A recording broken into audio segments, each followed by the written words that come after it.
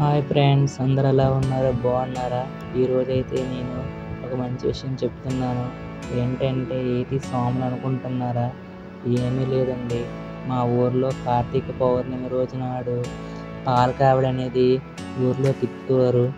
ఏంటంటే పాలకావిడి అనుకుంటున్నారా? ఈ పాలకావిడి అనేది శ్రీ అయ్యప్ప స్వామివారికి పాలాభిషేకం చేయడానికి పాలకావిడి అనేది ఊర్లో తిప్పుతారు. ఏంటంటే ఈ పాలకావిడి వచ్చే ముందు మొత్తం రోడ్డు మొత్తము కల్లాపులతో ముగ్గులేసి వాడు నీళ్ళు తెచ్చి పెట్టుకుంటారు. స్వాములు వచ్చే ముందు స్వాములకి పాదాలను కడిగి పాదపూజ చేసుకుంటారు. స్వామివారు ఆశీర్వదిస్తారు. ఆశీర్వదించిన తర్వాత పాలు తెచ్చి పాలకావిడిలో వేస్తారు.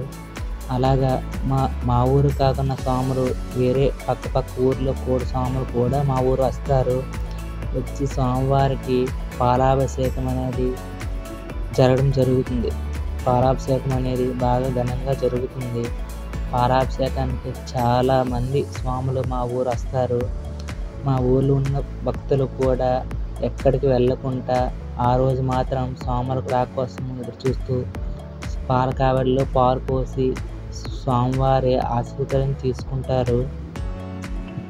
పాలకావిడులు అనేవి 1, 2 కాదు, మొత్తం ఒక 10 కావిడులు ఊర్లోకి స్వాములు తీసుకుని వస్తారు. ప్రతి ఒక్క భక్తులు కూడా స్వామివారి పాదాలను కడిగి వారికి పూజ చేసి పాదపూజ చేసుకొని ఈ పాలు అనేవి కావిడిలో వేస్తూ ఉంటారు. ప్రతి ఒక్క భక్తులు కూడా ఇలా చేస్తారు. ఏంటంటే ఈ స్వాములు చాలామంది పాటలతో భజనలతో చాలా ఘనంగా స్వామివారిని ఊర్లోకి తీసుకొచ్చి పాలకావిడి అనేది ఊర్లో తిప్పుతూ తీసుకొని వెళ్తారు కోవుల దగ్గరికి. అలాగే కన్యస్వాములు, మణికంఠ స్వాములు, ప్రతి ఒక్క స్వాములు కూడా మన ఊర్లోకి రావడం అనేది జరుగుతుంది. చుట్టుపక్కల ఊరు స్వాములు కూడా మనం పిలవడం అనేది జరుగుతుంది. వాళ్ళు కూడా మన కార్తీక పౌర్ణమి రోజు తప్పకుండా పక్క ఊరు స్వాములు కూడా వస్తారు. తప్పకుండా వస్తారు. ఎందుకంటే ఆ రోజు స్వామివారికి పాలాభిషేకం కాబట్టి ప్రతి ఒక్క స్వామి కూడా పిలవడం అనేది జరుగుతుంది. మొత్తం స్వాములు అయితే చాలామంది స్వాములు వచ్చారు. ఈ సంవత్సరం అయితే చాలా గ్రాండ్గా స్వాములు పాటలతో భజనలతో చాలా సరదాగా ఆ ఊళ్ళో పాలాభిషేకం అనేది జరిగింది. ప్రతి ఒక్క స్వామి కూడా కాలు కడిగి ఈ పాలు అనేవి పాలకావిడిలో వేయడం అనేది జరుగుతుంది. స్వాములు ఉపాసం ఉండి పాలాభిషేకం అయ్యేదాకా ఉపాసం చెల్లించడం అనేది జరగదు. ఈ స్వాములందరూ కూడా ఒక్కాడికి కోవుల దగ్గర చేరుకున్న తర్వాత అక్కడ అయ్యప్ప స్వామివారికి పాలాభిషేకం జరిపించుతారు. పాలాభిషేకం అయిన తర్వాత స్వామివారు మొత్తం పాలాభిషేకం ప్రతి ఒక్క స్వాములు కూడా పాలాభిషేకం అయిన తర్వాత మిగిలిన పాలతో శివుడి భక్తుడికి పాలాభిషేకం అనేది అవకాశం అనేది జరుగుతుంది. వాళ్ళు కూడా స్వామివారిని ఊర్లో తీసుకొచ్చి స్వామివారిని దర్శనం అనేది చూపిస్తారు. మనకి స్వామివారి దర్శనం కూడా చేసుకోవచ్చు. చూడండి, శ్రీ అయ్యప్ప స్వామివారు పల్లకిని తీసుకొని వెళ్తున్నారు. కాలు కడిగి స్వామివారి ఆశీర్వాదం తీసుకోవడం అనేది జరుగుతుంది. అలాగే పాలకావిడిని కూడా పాలు పోసి స్వామివారిని చూడండి, స్వామివారిని చల్లగా చూడమని కోరుకుంటూ అయ్యప్ప స్వామివారిని భక్తులు మొక్కుకుంటారు.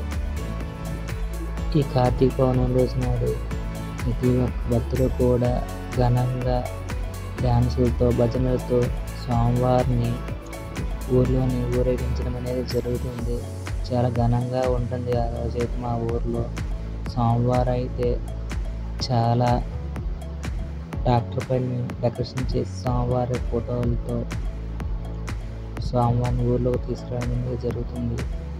ఇది పూర్తయినాక స్వామివారికి పాలాభిషేకం అనేది చేయడం జరుగుతుంది. స్వామివారు చూడండి ఎంత సరదాగా భక్తులు స్వాములు చాలా ఉత్సాహంతో స్వామివారిని ఊళ్ళోని తీసుకొచ్చి ఆరకావిడి అనేది తీసుకెళ్ళడం అనేది జరుగుతుంది. స్వామి శరణమయ్యప్ప.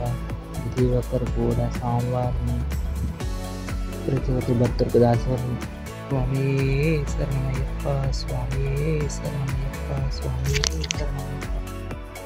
శ్రీ అయ్యప్ప స్వామివారికి పాలాభిషేకం అయిన తర్వాత స్వాములకి భిక్షలు రెడీ చేయడం అనేది జరుగుతుంది. భిక్షలు స్వాములు అందరూ అయిపోయిన తర్వాత ఊరున్న భక్తులు కూడా ఈ భిక్షలు పెట్టడం అనేది జరుగుతుంది.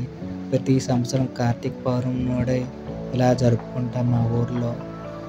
Okay, thank you. నా వీడియో నచ్చినట్టయితే లైక్ చేసి షేర్ చేయండి, సబ్స్క్రైబ్ చేసుకోండి. ఉంటాను. Thank you so much. Bye bye.